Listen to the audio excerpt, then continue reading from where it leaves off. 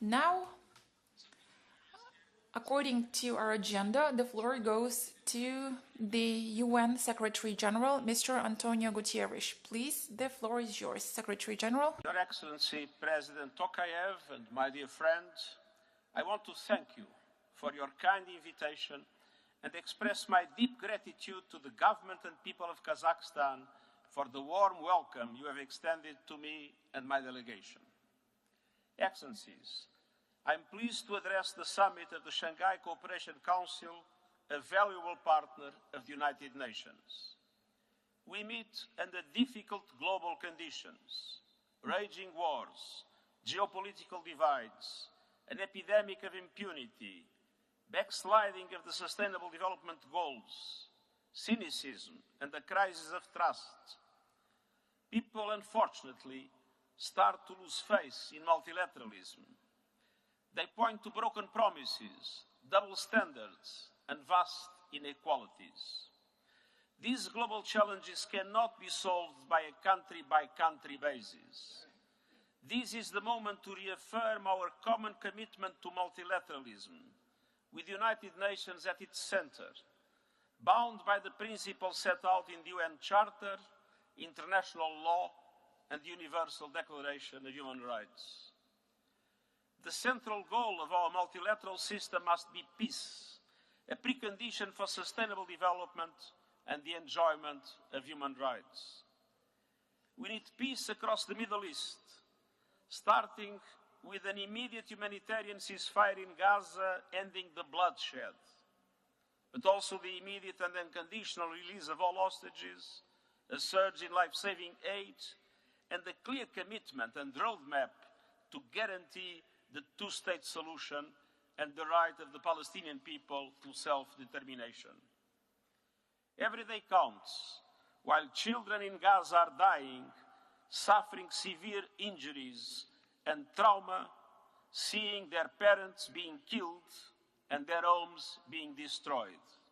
This must stop. We need peace in Ukraine, based on the UN Charter and international law.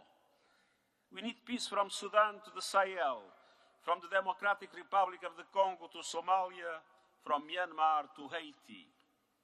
And we need peace in Afghanistan and an inclusive government that respects human rights and is integrated into the international community. And all countries should unite to prevent Afghanistan from ever again becoming a hotbed of terrorism. And the UN is ready to cooperate with the Shanghai Cooperation Council in relation to the fight against terrorism everywhere. The Shanghai Cooperation Council, the largest regional organization in the world, has the power and the responsibility to push for peace. Excellencies, today's deep global divisions are an obstacle to progress on two existential threats. First, the climate emergency. 2023 was the hottest year on record, but it could be one of the coolest years of the future. The gathering impacts of the crisis are already hitting your countries hard, from melting glaciers to deadly floods, storms, droughts, and extreme heat. Unless we act now, this is just a taste of what is to come. Our climate is breaking down, threatening water and food security, undermining sustainable development, driving displacement, and fueling political instability. We need far greater ambition to slash emissions and deliver climate justice, starting by the developed countries, but mobilizing also all other big emitters based on the principle of common but differentiated responsibilities.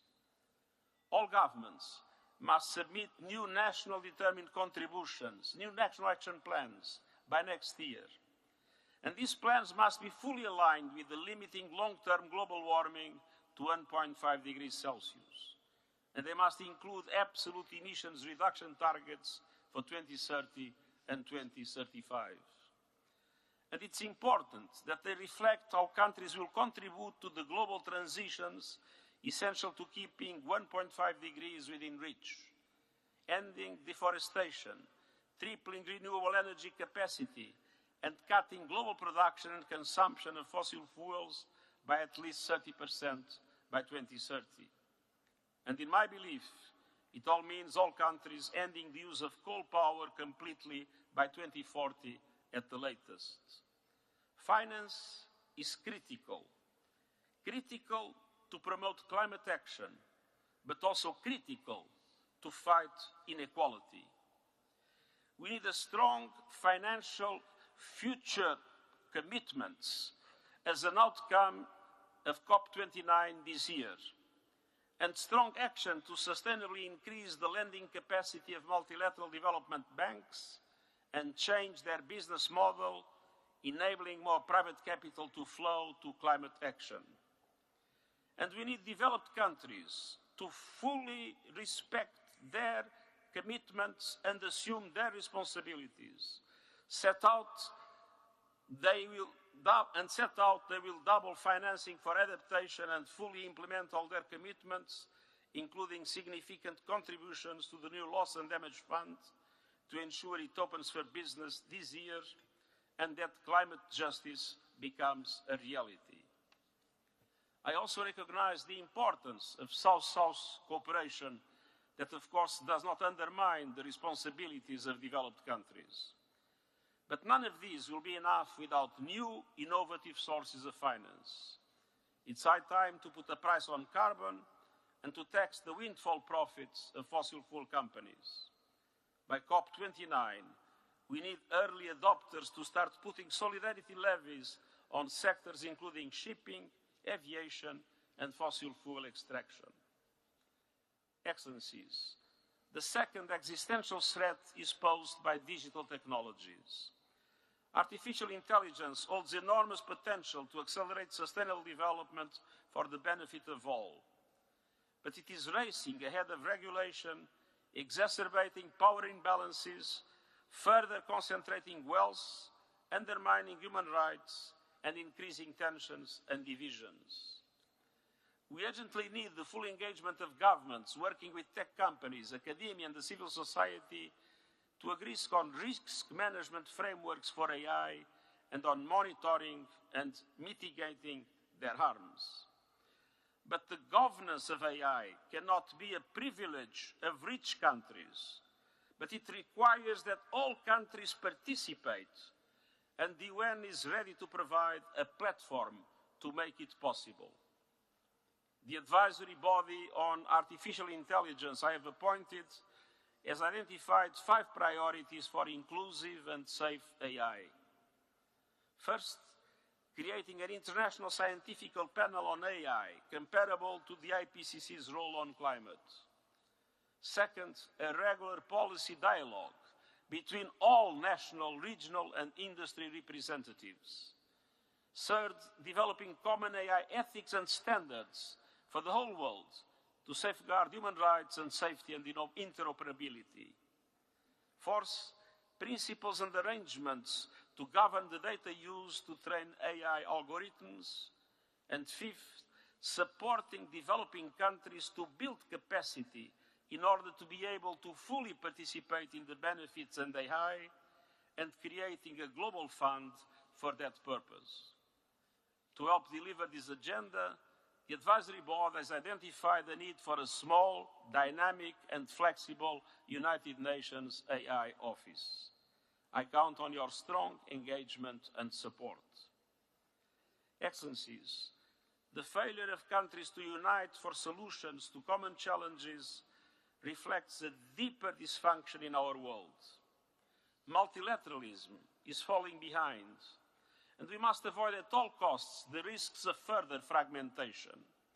We need one global economy, one global market, one global internet, and one global set of standards for artificial intelligence and other relevant technologies. The institutions and frameworks of global governance, from the Security Council to the Bretton Woods system, are out of date and out of time. They were created after the Second World War, when the world was very different from what it is today, and when many of the countries that today exist were not yet independent from colonialism. The Summit of the Future in September is a pivotal opportunity for renewal. And the Summit will consider essential reforms to the global financial architecture to make it representatives of today's world and responsive to today's challenges to the benefit of developing countries. Reforms to the Security Council and the proposed new agenda for peace would help to prevent and resolve conflict, rebalance geopolitical relations, and give developing countries a proportionate voice on the global stage. A global digital compact, including proposals for AI governance, can turbocharge the Sustainable Development Goals and help to close the digital connectivity gap that today affects dramatically so many developing countries. This is an important moment for the world to move forward together based on the UN Charter and international law, and I look forward to welcoming you to New York in the summit in September. Thank you.